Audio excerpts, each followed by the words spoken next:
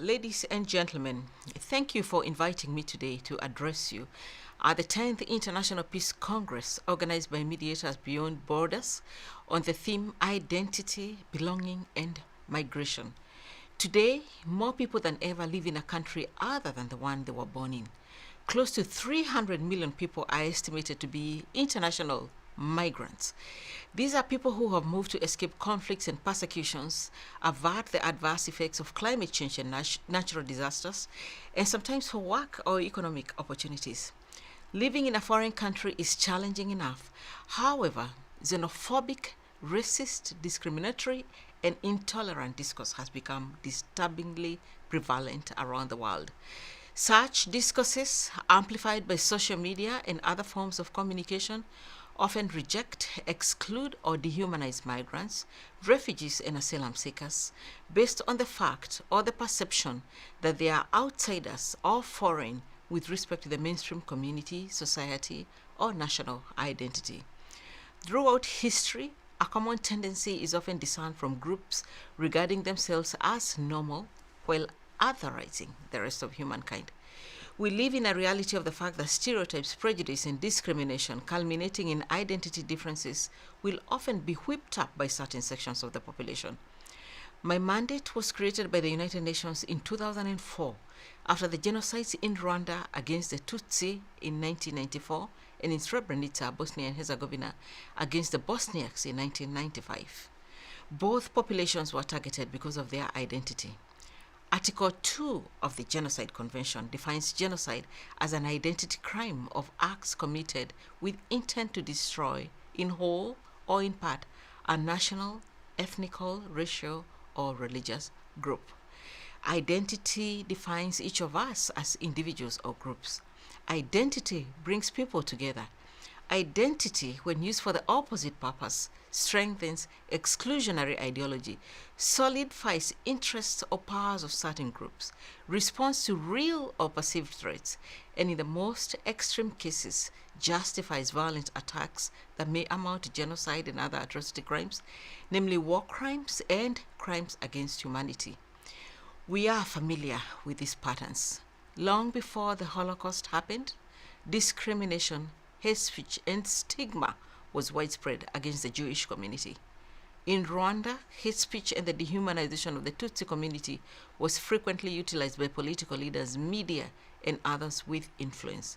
In Myanmar, years of hatred and exclusionary rhetoric against the Rohingya Muslims, both online and offline, together with deeply discriminatory practices restricting these groups' access to basic services, freedom of movement, and other fundamental rights, led to a climate in which mass violence against this population occurred.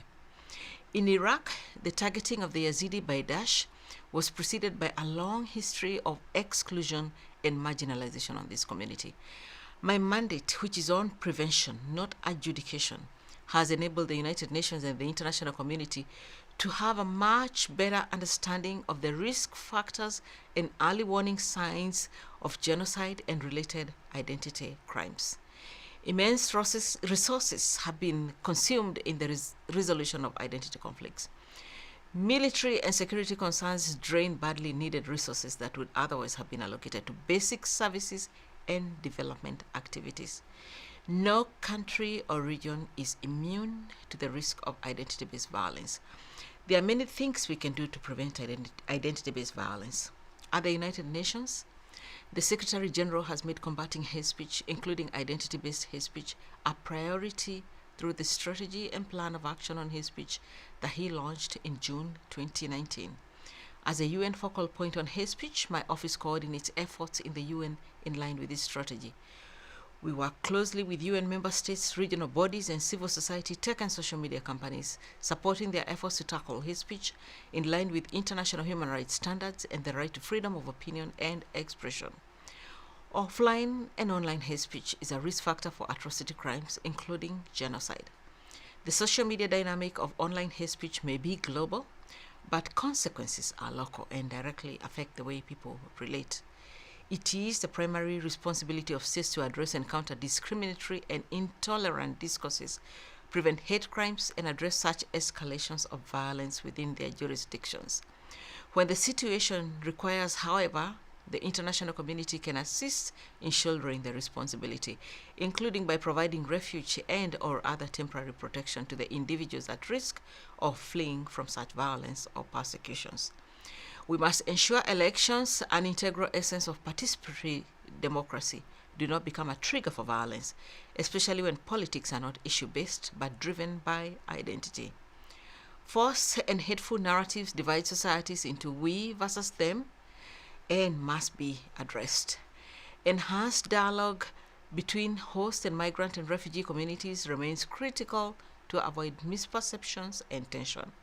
Access to education and livelihood opportunities to the migrant and refugee populations can help pay back the host community, or if possible, for them to go back to their home countries with specific skills. Ladies and gentlemen, this year we mark the 75th anniversary since the UN General Assembly adopted the Convention on the Prevention and Punishment of the Crime of Genocide. This fundamental international legal instrument provides a framework as the first human rights treaty to effectively protect fundamental rights and to allow people to thrive in their societies regardless of their ethnicity, race, nationality, or religion. I encourage you to take this important occasion to reflect on how we can together build resilient and peaceful societies where different individuals and communities can live a life free from violence, distrust, and fear, irrespective of their identity, including their refugee or migration status. I thank you.